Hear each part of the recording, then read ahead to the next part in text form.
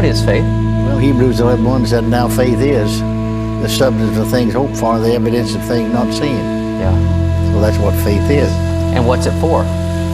Well, you can't be saved without it. The Bible said, by grace are you saved through faith, that not of yourself is a gift of God. You can't live for God without faith, because the Bible said we live by faith. You can't walk the Christian walk without faith, because the Bible said we walk by faith, not by sight.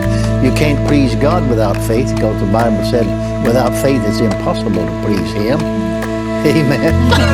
And That's fairly important. there's one more.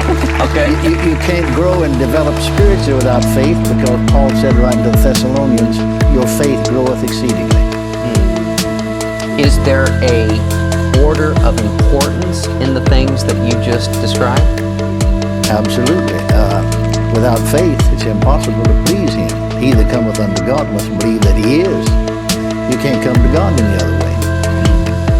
Now, faith's important.